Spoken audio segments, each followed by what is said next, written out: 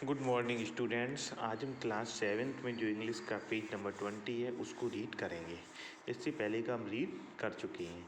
There upon she told him not to worry.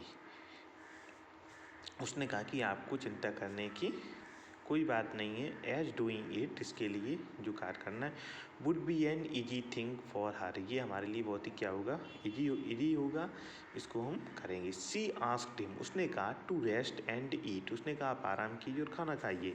And then go to the same place as before, आप उसी same जगह पे जाइएगा जहाँ पर कि पहले गए थे। दिस टाइम विद एन आस, इस बार आपको एक वहाँ पर आस मिलेगा, मतलब गधा मिलेगा।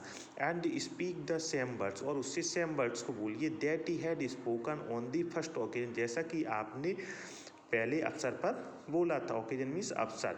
This time he would get a break, this time इस बार आपको क्या मिलेगा, he would get a break, वहाँ पर आपको एक ईंट मिलेगी, ब्रेक मिलेगी। इंस्टीड ऑफ एन आलमंड, जहाँ पर कि पहले आपको क्या मिला था, almond. Which he should bring home on the ass, which he should, आपको क्या करना है, उस आस को कहाँ पर लाना है, होम पर। ही वेंट, वह गया, दो अनविलिंगली, न चाहते हुए भी, एंड टू ही सरप्राइज, लेकिन वह देखकर वहाँ पर क्या हुआ, आश्चर्यचकित हुआ। रिसीव्ड ए ब्रेक, उसको एक ईंट मिली। फ्रॉम हेवन, वो कहाँ से थी, हेवन से। व्हेन ही गॉट होम, वह उसको घर पे लाया। ही थ्रू इट, उसने फेंका। एट हिज वाइफ, अपनी वाइफ के पास। बट सी डॉज्ड इट, लेकिन वह इसको क्या किया, उसने टाल दिया। He took her for nothing but a monkey, he took, वह लेकर आया था, फॉर नथिंग, कोई, बट ए मंकी, क्या, monkey. And had absolutely no confidence in her, और ना ही उसको कोई कॉन्फिडेंस था, ना ही कोई विश्वास था इस पर। अगेन, पुनः, how ever see asked him, उसने कहा टू शट हिज आइज, अपनी आंखों को बंद कीजिए। And wait for the effect of her magic, अपनी आंखों को बंद कीजिए और इंतजार कीजिए किसके, जो मैजिक का इफेक्ट है उसको। सी हिट द ब्रेक, उसने क्या किया, ब्रेक को हिट किया। And broke it in two, और उसको दो भागों में तोड़ दिया।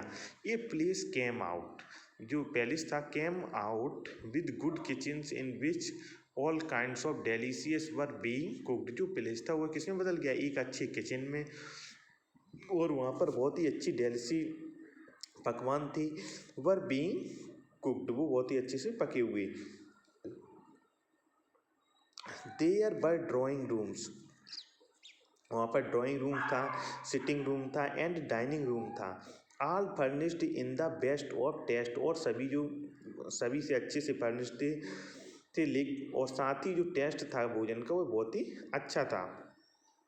सी रिमार्क, उसने रिमार्क किया, look all this is being done under my supervision, look, देखो, ऑल दिस इज बीइंग, ये सभी क्या हैं, ये जो हमारा पर्यवेक्षण होगा उसके लिए।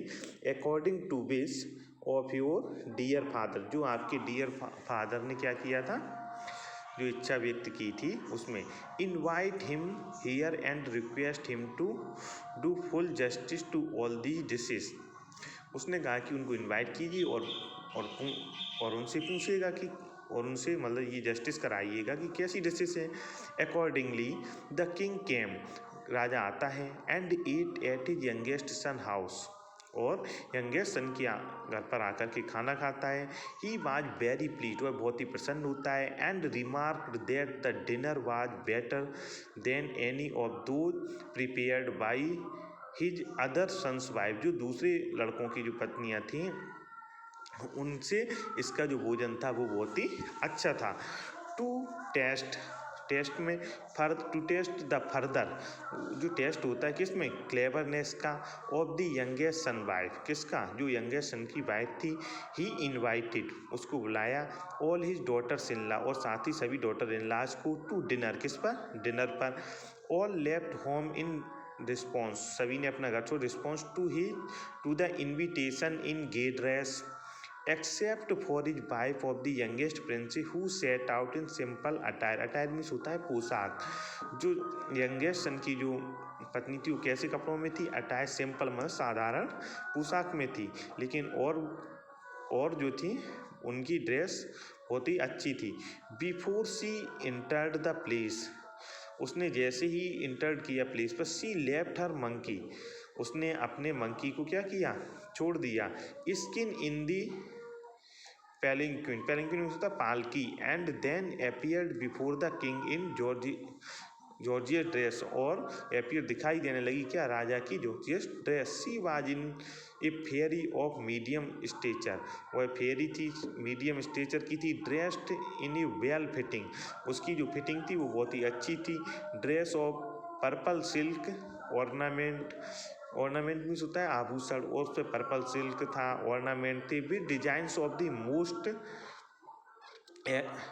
एग्जिक्यूटिव टेस्ट, और वह अति सुंदर थी।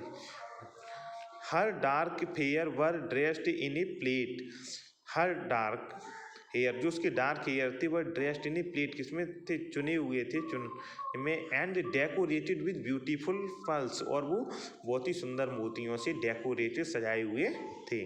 इसी के साथ ये आगे का लेक्चर आपको नेक्स्ट टाइम कराया जाएगा। सभी स्टूडेंट इसको अच्छे से समझें, डिक्शनरी की मदद से, अपने फ़ोन की मदद से, और ना समझ में आए आप स्कूल में आकर के संपर्क कर सकते हैं। Thank you.